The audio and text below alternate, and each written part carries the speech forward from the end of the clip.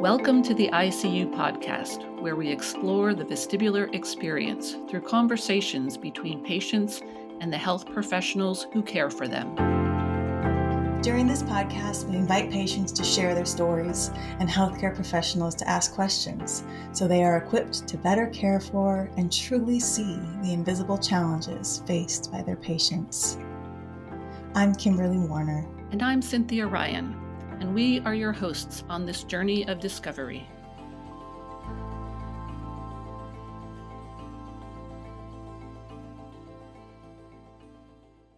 Welcome, everyone.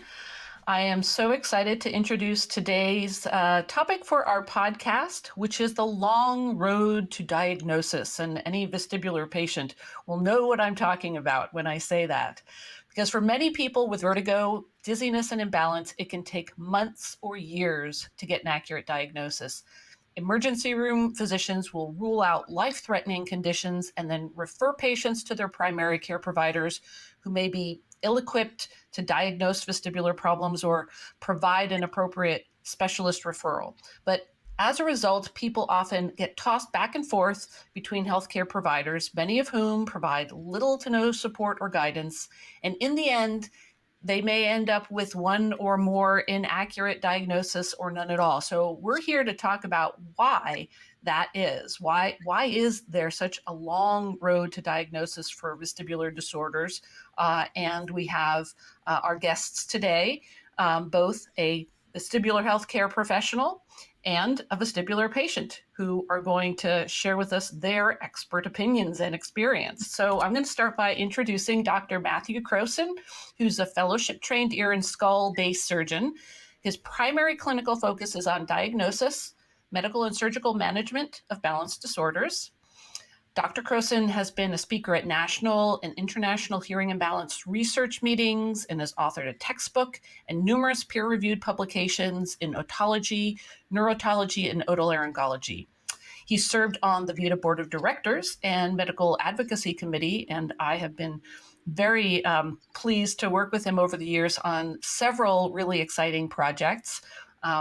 And he also participates in medical outreach work with prior mission trips to Western Kenya, rural Thailand, and the Canadian Arctic. Wow. We could have a whole discussion about that. That's so fun and exciting. So wow. Welcome, Matt. Yeah, welcome, Matt.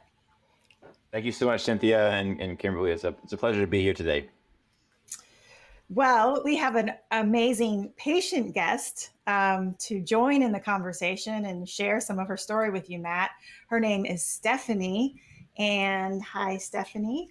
I'm going to tell you a little bit about Stefanie. She suffered multiple traumatic brain injuries and had her third concussion in just 2017, so not that long ago. As soon as she hit her head, she felt off balance and started to sway. Over the next year, she developed terrible migraines and dizziness. Eventually, the migraines left, but the dizziness stayed. A year later, she discovered that she had a paralymph fistula, which is a hole in the membrane separating the middle and inner ears. I'm sure you know what that is, Matt.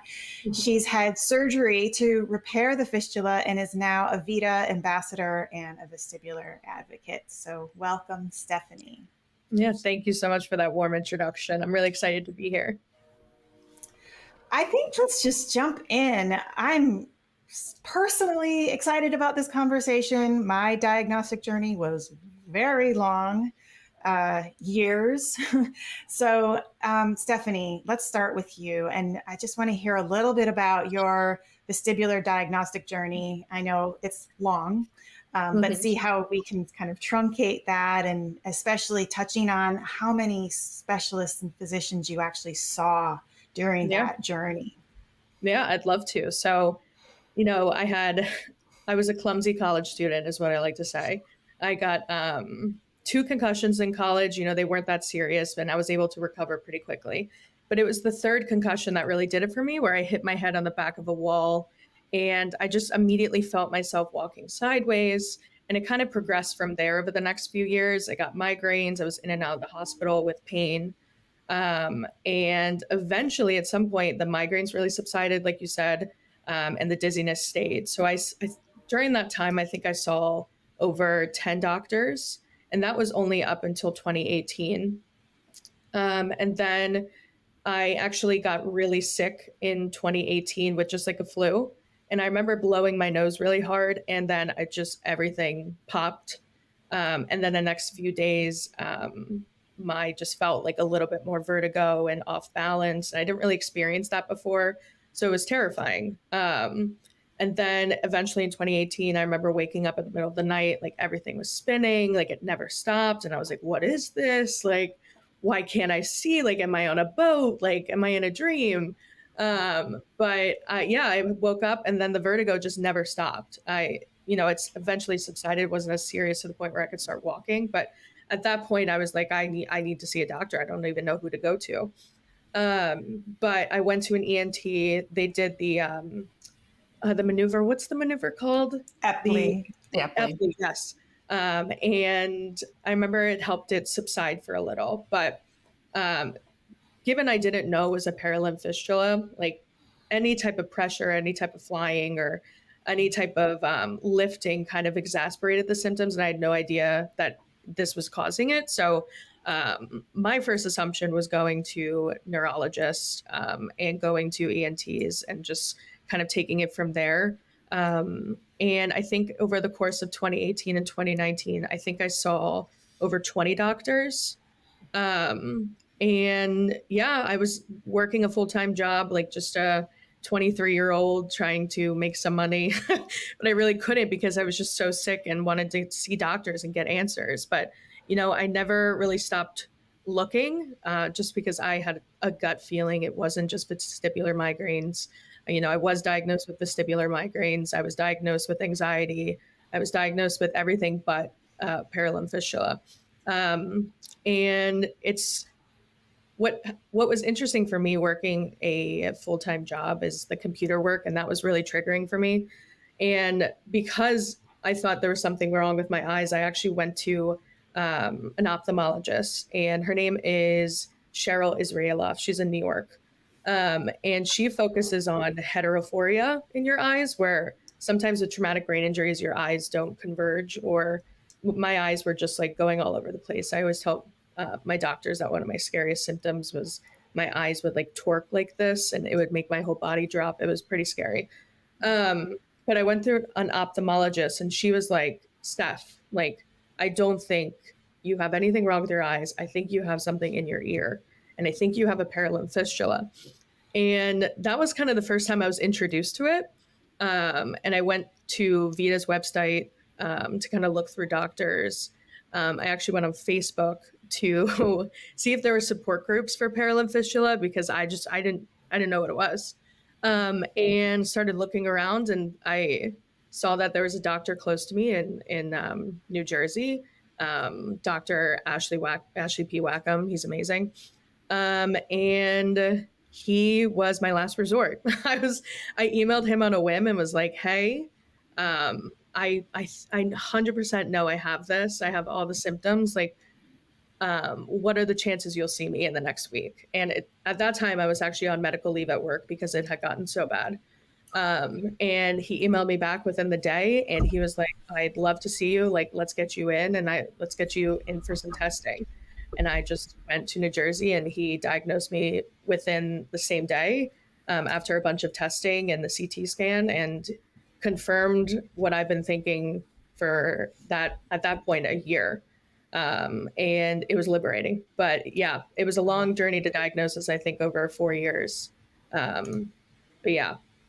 Wow. You said 10 doctors even before the perilimb fistula thing happened. Yeah, because I guess I just had so much anxiety that I had thought like it was like food issues, like the gut brain, interaction. Like I didn't know which way to go. And a lot of the times I was just pointed towards anxiety. So, it kind of just from there, it just kept looking and looking and looking and never stopping. Yeah. Right. Wow. That's crazy. And I also think it's interesting that how you got referred to Dr. Wackham was through a vision specialist, because we've heard, and we work with neurovisual optometrists. We sometimes refer people to neurovisual optometrists because there is a vision connection in with some vestibular disorders, Yeah. and they are, excuse me, more aware of. And I love that she said it's not your eye. It shows that they're not just trying to diagnose vision problems. They are Yes. trying to. It's a multidisciplinary team working together to get you to the right Yep. specialist. So I love that. She was I do amazing. too. But that seems unusual, though, too, because most specialists are going to just diagnose within their toolbox. So I feel like you found someone pretty special, that Well, ophthalmologist. it's now just coming to me. I remember posting a Facebook status like looking for a doctor who worked at neurovisual, and it turned out that one of my sorority sisters, it was her mom, and she reached out to me on Facebook, was like, "Hey, you should see my mom. Like, she does this, blah blah blah," and that's how I got connected to her. And she was amazing. Like every symptom I described, she was like, no, like, it's not your eyes. Like, it was just something I hadn't even thought of before.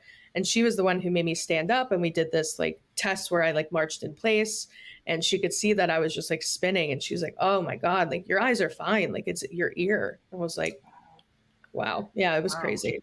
So Matt, can you, listening to Stefanie's story, tell us about like a typical patient that you see in your practice, and how do they eventually end up in your office? How do they find you, the neurotologist, which, as we know, I hate to say it, there are few, and there are very few of you out there, few and far between.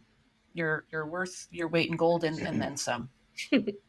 Yeah, well, it's certainly happy to, and Stefanie's personal story is very personal, but also very common to a lot of people as far as their individual journeys and how they arrive at their terminal diagnosis of their vestibular disorder, as an example. So, and this is kind of a statement more on the state of vestibular medicine, that it is very fractured, and you don't have anybody that is a one-stop shop, because of the nature of the balance system is your brain, your ear, and your eyes, as well as your somatosensory system, and there isn't a specialty that encompasses all of those domains. And so, but there are, as Stefanie points out, there are practitioners out there that aren't just clinicians or MDs. They could be PTs that are very knowledgeable. They could be ophthalmologists. They could be neurooptometrists or neuro-ophthalmologists that are dialed in and kind of have a broader search field in their mind of what could be going on beyond, as Kimberly said, what's in their narrow toolbox. And so that's fantastic. Stefanie found those resources. And I would say, the patients that we see at our, rather, tertiary or quaternary level of a vestibular clinic is a lot of Stefanie's story, insofar as they've seen 10 to 20 providers so far. Typically, it starts off with primary care and spins out of kind of disjoint, or kind of it's not a very non-linear path after that, of course. And actually, as we all know, VeDA has done some research on this previously. It has shown that the average number of practitioners that vestibular patients see exceeds almost double digits in most cases. So, that is this kind of phenotype of multiple provider visits, not arriving at the terminal diagnosis very quickly, unfortunately, is very common. Yeah. Wow. Yeah, it's interesting to hear you say that how many providers a patient that you've seen has seen, and that they come from everywhere. It's not just from your primary care provider. And I think that that's something that we internally, we've talked about is, what can we do? And that's, I know this isn't the topic of today's conversation, but I'll just, plant this seed. What can we do as a community, as an organization to better prepare primary care providers and other primary sources of referrals to specialists like Matt, to recognize vestibular dysfunction amongst all the flavors of dizzy. There's so many things that can cause dizziness. So how do we help them to differentiate between vestibular and non-vestibular forms of dizziness? I know that's a whole nother conversation, so we can save that for another time. I'm just Yeah. curious, Matt, is it frustrating to you? I mean, you're so maybe used to this when a patient comes and they've spent 2 years of their life trying to get to you, but didn't know that you existed. Is it frustrating to you, or is it just sort of like so commonplace now that I'm just curious how that lands with you. Yeah, I guess this is a good point for me to add where my perspectives don't necessarily represent those of my employer. But I would say, unfortunately, a lot of practitioners out there who you'd think classically should be dealing with these sort of things by specialty aren't interested in this stuff. And then what I mean by that is a lot of ENTs aren't interested in vestibular, despite being an ENT. A lot of neurologists are not interested in vestibular, despite them being neurologists. And that's just a fact of, we can get into why that may be the case. There's all sorts of economic incentives not to see vestibular patients, and all sorts of reasons why that's the case. But that's just the reality, and happy to double click on that a bit more if you want. But so it is frustrating, but having kind of grown up, so to speak, on the inside of this industry, I kind of understand, at a grassroots level as to why the system is fairly dysfunctional, quite frankly, which is why people have Stefanie's journey of seeing way too many providers. I mean, if you look at a healthcare assistance perspective, that's not efficient at all. That's very costly to our societal system, and but it's not how we should be doing vestibular medicine, right? I think we probably could all agree on that. And anyway, so it is very frustrating, but it's the state of the union, though, and like I said, there's some reasons why, maybe historical reasons why, and also some current issues why we arrived at this, but it is the state of vestibular medicine as far as for many people, I would say. You said you could double click on that. I'm dying to know why. I mean, just, I'm really curious. Why aren't the ENTs and the neurologists typically interested in vestibular? Sure. And I mean, in Stefanie's case, she had a surgical fix, right? Or at least, that was, that's arrived at her having a prelim fistula. And then there's a surgical procedural fix for that. At least in the United States, how physicians and clinicians are reimbursed as procedures, and we, as far as because that's how our system is aligned from a setup perspective. And so, and many ENTs, as I'm not a neurologist, I can't speak too far out of my scope, but at least for ENTs, I mean, we were originally trained as surgeons, and we're that's kind of our primary kind of offering to the healthcare world is surgery of the head and the neck. But we do also do medical management of head and neck disorders. But by and large, with how our healthcare system works, at least in the United States, is that we get reimbursed a lot for procedures. And so therefore, in order to keep the lights on in your clinic, or if you're working for a larger practice or hospital group, you're incentivized to see and handle conditions that are procedural. In many cases, vestibular medicine and vestibular diagnoses are not, right? So vestibular migraine, there's no surgery for that. VPPV, there's no procedure for that. Triple PD, there's no procedure for that. Meniere's, in some cases, it can get to the point where we think we're doing some procedures, but by and large, vestibular patients are not very procedural heavy. So therefore, in a model where we are reimbursed for doing procedures, and that's kind of your scope of training, I think that's a setup for why many ENTs aren't incentivized to take on patients who are non-procedural in this model, if that makes sense. Again, that's a gross generalization, and you can't point a finger to your local general ENT and say, "Hey, this is why you're not going to see me as a vestib patient." This is a generalization, but I think there is definitely a lot of truth to this because this is how the model is set up. At least in the United States and some other Western healthcare systems as well. That said, though, that's kind of like a dark and stormy view, right? But as far as in this realm, though, there are a lot of ENTs, kind of sprinkled throughout the country that have a strong and a genuine interest in vestibular medicine and vestibular patients. And so they're out there, and there are ENTs, and there are also some neurologists too that I'm taking a special interest in the vestibular patient, because I think a lot of us have recognized that it's kind of like an orphan patient population in many senses, right?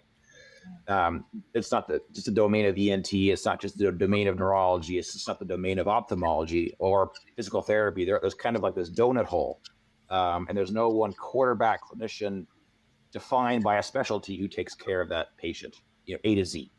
And so therefore, I think that's why, one of the reasons why this system's fragmented as far as care delivery. And I'll just put a plug for another interview that we're going to have with the chair of the VeDA's Medical and Scientific Advisory Board, Dr. Joel Goebel, in a month or so, on talking about the multidisciplinary approach to vestibular care, and why that's necessary, and how that can be maximized for what does it look like for a vestibular patient to get the most appropriate care from a multidisciplinary team, all of those specialists working together. So keep an eye. If you haven't signed up for VeDA's, sorry about this blatant plug, but if you haven't signed up for VeDA's mailing list, do that, and then you'll get a notification about that when it comes out, or just check out our YouTube channel. So Stefanie, I'm just curious, you mentioned the 10 doctors that you had seen initially, and then, after that, can you, and Matt was talking about all of the different specialties, can you count, how many primary care, ENT, neurologists specifically you saw? And yeah. I'm actually also interested, because you talked about exploring some things outside the vestibular realm, some gut issues. What other kinds of specialists do you see? Just to add to what Matt had just said, and I was going to share this right after, but I had seen multiple ENTs, and part of I'm in Boston right now, and I moved to Boston just because they had one of the best eye and ear hospitals. So I thought maybe I could get some help. But I saw many ENTs, and there were 2 ENTs in particular where I'd said, I think I have a paralimb fistula. And one of them was like, okay. But the other one was like, I don't believe in that. You're wasting your money, all of this stuff. So he kind of strayed me away from thinking I may have had this. What I found just working with different ENTs is that they either believed in it or didn't, just based on their practices. And it was frustrating, obviously, but no matter what, I still went to the doctor that I thought would help me. But I found most of my answers outside of going to ENTs. I went to a holistic chiropractic doctor who focused on the gut-brain interaction. And she helped me with, she was also a vestibular rehab therapist, and she's here in Boston. And she helped me a lot with just focusing and doing the exercises that help my eyes really focus, especially after I have prism in these lenses that help my eyes kind of converge and focus. So she would help me, especially on days that I was working in the office, really help my eyes focus and do exercises that would help me walk as well. So I found a lot of my answers and a lot of help from a doctor, outside of your normal practitioner. And yeah, multiple ENTs, this holistic doctor, and neurologists who, my experience with neurologists were just getting, on pharmaceuticals, which I ended up doing and helped me a lot. But, I always had an inkling that it was something outside of it. But yeah, definitely different types of doctors, but randomly found my surgeon through an ophthalmologist, which is nuts. Well, one of the things that your journey kind of highlights to me that we've heard before, we've talked about this before, is if you go to a medical doctor and you don't get a diagnosis right away, or you don't get an accurate diagnosis, you end up seeking out or even being referred to other care providers that will treat your symptoms, and without a diagnosis or without an accurate diagnosis, which is definitely not optimal. Yeah. But go ahead. I found that, after each of my concussions, I did go to a primary care doctor who would then refer me to a neurologist who would then refer me to, an ENT. So it was kind of that route each time. But after the third one, I've kind of just like in 8 different directions. I was like, where are we going, girl? To find my diagnosis. But yeah. Well, Kimberly, were you going to say something? Well, I'm so, I just, Matt, you talked about how obviously inefficient this is in our system. And I'm curious what you've done to shorten that in your own practice. Yeah, that's a great question, and I won't pretend to have like the holy grail answer, or be the authority on how to make this all better. But I think what I try to do is use data, and I think it's hard to argue with data and facts and criteria that are developed by people much smarter than I am rather, on the diagnostic parameters for what these entities are. And what I mean by that is I tend to think I test a bit more of my patients than perhaps some of my colleagues, insofar as I think things like vestibular testing can be very helpful. I think certain audiological tests that are just beyond the audiogram can be very helpful. And I'm not afraid to deploy them when I think it's appropriate. And why that can be helpful. So take, for example, you have a patient who has, episodic vertigo, and they have some fluctuating hearing symptoms, whether it's hearing loss or tinnitus or ear fullness. If you look at the symptom constellation for migraine and for Meniere's, a lot of overlap between those two diagnostic entities. And so one thing we could try is hey, let's try some migraine meds and see what happens, or let's try some Meniere's stuff and see what happens. And then, maybe we'll guess right, and maybe it'll go right. But we also can do some other things too. And so we could do some balance testing. We know that Meniere's patients, part of the Meniere's phenotype is that there typically is some vestibular dysfunction, right? And it's a chronic degenerative condition of the ear. We'll probably see a weakness in one of the ears if we test them. So that's helpful. Here at Mass Eye and Ear, we're also developing a new MRI sequence that slows down and takes very slow pictures of the inner ear, the cochlea, and the labyrinth, for us to see if we can visualize if there is expansion of the fluid in your inner ear system, to help us diagnose Meniere's more objectively, as an example. So, for me, I think using data appropriately and smartly in developing new ways to diagnose these disorders that have a lot of symptomatic overlap is probably the way to go. Because just relying on a hunch or your gut feeling, while the medicine that's been the practice, for eons is your, clinical gestalt. I think ultimately, when you scale that up to the entire system, I think it generates a lot of waste. And so I think we have to really be smart about the data, the tools we have, however imperfect, to measure our vestibular physiology, our hearing function, and then integrate that into the patient's story. So I think that's a good way forward, is using data to be more specific. And Matt, so I hear you saying testing obviously is important. And I know they're the Barony Society. It's an international professional association of vestibular healthcare professionals, and they've been developing these guidelines for diagnosing particular vestibular conditions. Is that something that you think is how does that play a role in your practice? Yeah, no, absolutely. Sorry, a bit of a frog in my throat this evening. As far as using, so they develop these clinical guidelines as well as criteria for diagnosis, very similar to how a couple of the neurology societies, like for example, the International Classification of Headache Disorders, really bullet lists the criteria for making the diagnosis.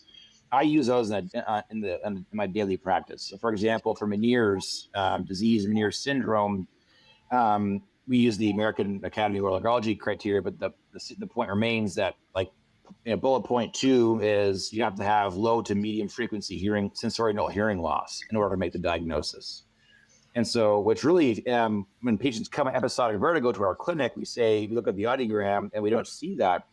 It really kind of pushes us into other camps like vestibular migraine, like vestibular paroxysmia, or something else because of using the criteria. And so I think, for me, I think those tools are imperfect but invaluable at the same time, because it's distilling down all these world experts' opinions, their experience and their research and our objective, research base into some actionable guidelines that we can use at the point of care to be more confident in forming our differential diagnosis. So I use them in my daily clinical practice. So what about, okay, so Matt, once a patient gets to you, they're in good hands. But there's this huge gap between the primary care physician and you. And that's the part, and Stefanie, I hear in your story, my story, that's the really frustrating lag. How, personally, I want you to go shake your hand with every primary care physician in the country, Matt, and and introduce what you do and tell them, put vestibular on their radar. But how do we shorten the gap between primary care and you? And Stefanie, if you have some thoughts about this too, it's sort of a conundrum to me. Mm-hmm.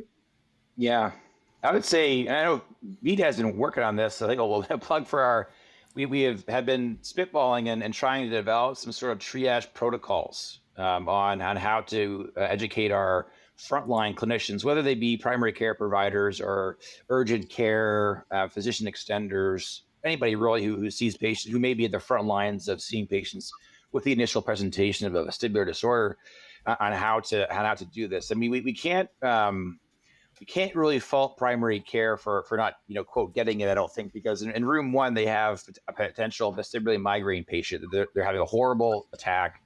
In room 2, they have a patient with diabetes. In room 3, they have a patient with, maybe, they returned, from traveling overseas, and they've got traveler's diarrhea. I mean, they have to cover so much in their day that they're kind of,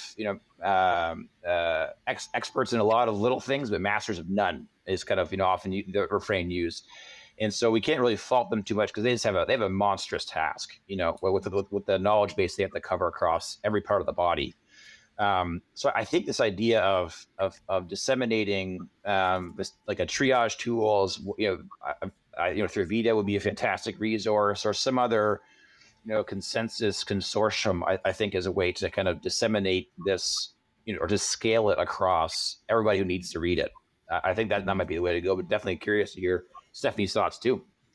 Yeah. I was just thinking about my own journey, and, every time after seeing my primary care physician, what I found frustrating is just waiting for a referral.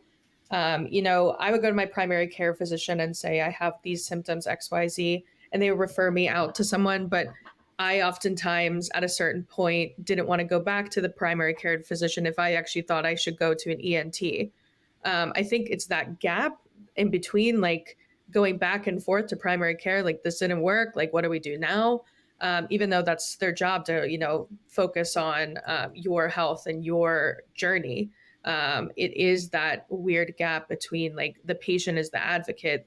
They know what they want. They know what is wrong with them. They can feel it. They see it. They experience it on the daily. They know what they want, and they should be able to advocate for it if they want to go to an ENT, if they want to go see a neurologist, if they want to go to a neurotologist. Instead of, going back and forth between, that's, in my own experience, what I found to be frustrating between going back and forth from doctor to doctor, and just trying to advocate mostly for myself. So you're saying you would get referred from your primary care to an ENT, and then they would say, I can't do anything for you. And then they would send you back to the primary care. Yep. It would be a back and forth type situation where, I'd go to my primary care physician, complain about vertigo. They would send me to a neurologist. The neurologist would say everything's clear. And then, I'd say, well, I still don't feel well. And then I'd do a little bit more research, and I'd want to go to an ENT myself. But I found a lot of the times on the phone with an ENT, that office that I thought I should go to would need a referral from my primary care physician. So it'd just be like a back and forth process, could never be so simple. But I never stopped, and here I am. And Stefanie, were your doctors in communication with each other? Like if you went to an ENT and they sent you back to primary care, did the ENT communicate with your primary care provider what their assessment of your condition was? So I'm actually part of this medical group, One Medical, which I found really helpful for a patient who's seen like many different doctors to be able to manage my own health. And they give the referral, and then all of my labs and everything are sent back to One Medical to be able to track like my healthcare journey. So I found them right at the start of my journey, and I found that it was really helpful to have. But there were a lot of times where I just went rogue and started contacting doctors myself to be able to, see them and see if they would be able to take me without a referral.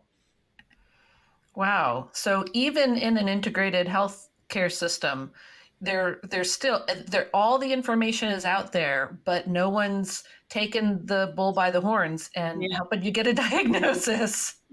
I had to do it myself, and Facebook really did it for me, I will say. Just doing all my research there, talking to other patients and hearing their stories, like that is how I ended up like finding hope at the end of the day, knowing that some patients got better, but also never stopping fighting or advocating for myself and going to doctors regardless of whoever said what. And yeah, it's just a very interesting process. So Stefanie, if there was one thing that you could say is like a big gap in the medical system that prevented you from getting a diagnosis more quickly, what would you say that is? There's a few, because in my own experience with having something like a perilimb fistula, that's rare, or some doctors don't believe in it, or some doctors don't, diagnose that. What I've found is, more education in that sense, but that's only specifically for what my diagnosis was. I think where I found a lot of the issues was, like we were just talking about, with the back and forth between doctors, like not getting clear answers. And, a lot of my issues also were getting my results, getting tests, and then the treatment just stopped with that doctor.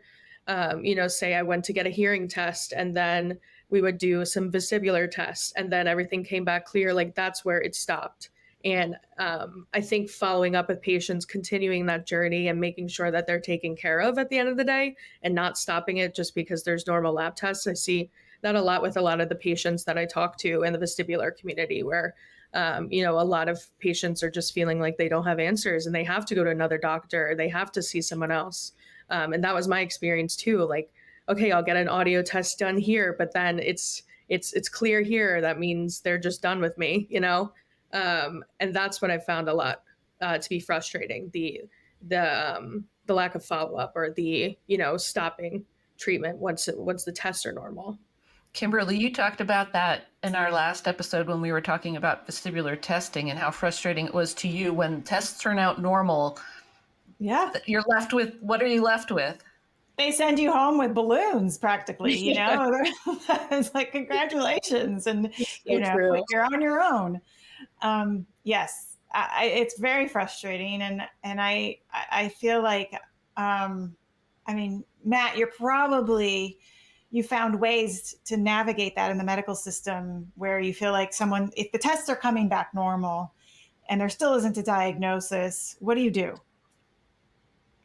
Yeah, that's a great question. And I would say, like as an example, like if I'm testing my stereotypical patient where I'm like, I think we need a little more, objectivity on how the ear is working, left ear, how that left ear working, how the right ear is working. And yeah, I think Stefanie's quite right. After you get these normal tests, they kind of don't know what to do with you, right? They're kind of like, well, I guess, washing my hands of this, and there we go. But in the classic example of we're thinking like Meniere's versus migraine, I would use that data point to say, well, it's great. Hey, no evidence of inner ear degeneration in your left ear, your right ear from a vestibular perspective. this shifts our probability now to other diagnoses on your differential, and really knocks down things like Meniere's or having vestibular neuritis, or in a more rare situation, having bilateral vestibular loss, because we're not seeing that in your data. Now we think about other possibilities that can cause episodic vertigo or daily disequilibrium or whatever. So for me, it's more of like a reweighting of the data now, and reweighting of the hypothesis as to what's going on. It is true that the neurotologist in your community who may be a vestibular champion advocate with the data may not be the person who is the best person to then quarterback what's going on with you in some cases. But they should be able to hand you off, delicately to the next person. As I said, it's very rare that there's no real training pathway. Like, I'm not double boarded in neurology and ENT. Like, that's probably the way to do this. Yes, potentially. And then PT, be boarded in PT as well. That's probably the way to tackle, that as a specialty of like the vestibular medicine specialty, but that frankly doesn't exist. And so handoffs, and in some cases do need to happen, but we have to be thoughtful how you execute the handoff, making sure it's not into the ether, but to like the next best person, if that makes sense. Hey, Matt, I have a question that is totally off. Well, it's on this topic, but not something that we were thinking of. Is what about artificial intelligence? What about tools? And I know that there are some things that are being developed out there that aren't necessarily implemented yet, but tools specifically for vestibular medicine that would help even primary care providers or anyone on any specialty, just plug in. You keep talking about the data, plug in the data, and then shoot out not necessarily a diagnosis, but a ruling out or a ruling in of where the patient could go next. Yeah. And this is an area near and dear to my heart, because some of the research I do is in machine learning and artificial intelligence, and I think there's a lot of opportunity. But as it stands currently, how we train these models, these AI systems, is based off of like some historical data. So we're kind of like trying to train it on the best practices and scale that up and replicate that everywhere. That's kind of how how modern AI systems work in that sense. And so, if we are able to give it the best data and give it the best gold standard training for the model, then perhaps we could arrive at a situation where the system would be very effective at producing a rank ordered list of possible diagnoses, and then from there we can use our judgment to say, okay, because migraine is number one, maybe we should have you see a neurologist who actually believes in vestibular migraine, which is a whole separate issue. But that might be a way to use these tools, is to help kind of this triage process. Yeah. At Mass I&E, we're also trying to use this technology also to use it on existing data, like the vestibular testing data, like your MRI that you may have had, to see if we can find lurking or hidden signals that you have Meniere's or migraine or vestibular neuritis in that data that we already have. So we're also trying to use these tools to squeeze more juice out of these lemons that we have from the data sets and the tools that we use today. That's brilliant. I think there's something there, Cynthia and Matt. I mean, I was just listening to a podcast the other day about where AI can go. And I mean, Facebook, for example, is using it for ad generation so that we can have all these like catered ads based on who you are as an individual. I mean, these algorithms know so much about us. So if that were used in a different way to understand our experiences with certain disorders, it could be really, really abbreviate this process. Yeah, absolutely. Yeah. Stefanie, I'm realizing actually, let's go back to the patients for a last question here. And Matt, you can follow up as well, but I really want to know what your message is to the patients out there that might be listening and are still on this journey and don't have Matt in their toolkit and are feeling like they don't have any helpful answers yet. What do you have to say to them? I will say, and I was thinking a lot about this last night, is the one thing that I don't feel like I had was someone telling me to don't stop, don't give up. Like there are answers, there is an end.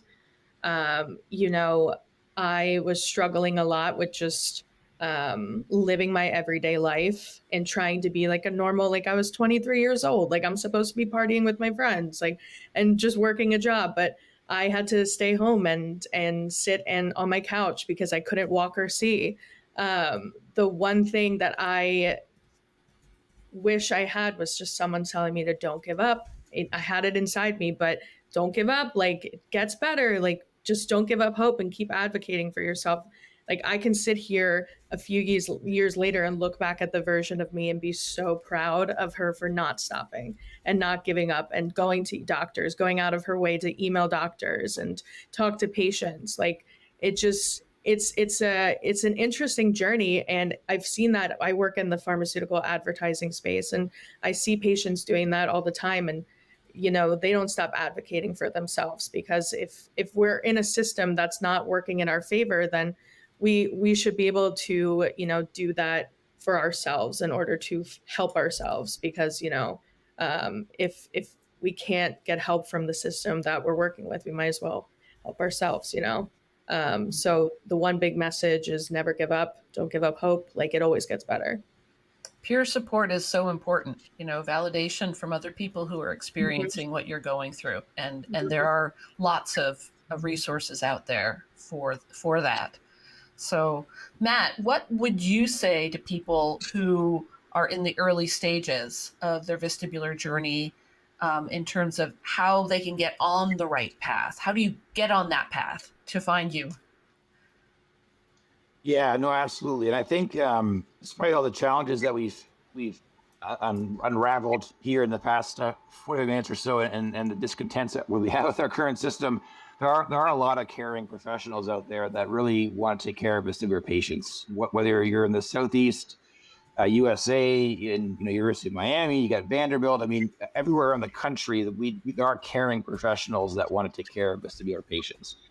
It may not be in every town in every city, but they are around. And I think sometimes using a little bit of the lingo, kind of in your triage consult, talking to the person who's booking your appointment, say, hey, does this physician take care of vestibular migraine, or is this patient, or this physician or this provider treat Meniere's disease? I think kind of doing a little bit of upfront self-selection may help reduce some of the inefficiencies, and you seeing somebody who's not probably maybe best aligned with what you have.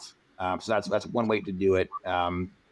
But while we do see patients from all over the country where we are, I do think there are caring professionals in all four corners of the United States. And it's just, as we all know, it's a continued battle to figure out how to find them and stuff. But as Stefanie, so poignantly said, I mean, you just can't give up. They're out there. The answer is out there. And it's just, with some, hopefully some of the tips and tricks we talked about today, we can shorten that journey, however, even just a little bit would be great if we can. Yeah. A question that we've been putting out there to help patients screen healthcare providers is asking them, what percentage of your caseload is dizzy patients? It's not even as specific as Meniere's or vestibular migraine, but just dizzy patients. How many dizzy patients do you see a week? That's a good one. Yeah, it's a great one. Wow. Well, thank you, Matt. Thank you, Stefanie. It's obvious after this conversation, there's so much room for improvement and progress, but we're getting there, right? And I love what you said, Stefanie, about don't give up. And Matt, there are caring professionals out there. I love that you reiterated that, because I believe that to be true. And I just really appreciate your input on this topic. And VeDA, of course, has a provider list of all those providers that have seen dizzy patients. So that's a good place to start. And I want to thank you both also for the work that you do to advocate for vestibular patients, serving on VeDA committees and being, an advocate for yourself, Stefanie, and sharing that with other vestibular patients. I think that it makes a big difference, is that work that we're doing together to change the system. Changing the medical system is not an easy task, and we're not gonna do it all ourselves. But I think we all need to be participating in that, and slowly pushing the needle forward. So thank you both for your work on advocacy as well. Thank you for having us. Thanks for tuning in to ICU this month. We hope this conversation sparked new understanding of the vestibular journey. And for all of our patients out there, leaves you feeling just a little more heard and a little more seen. I see you.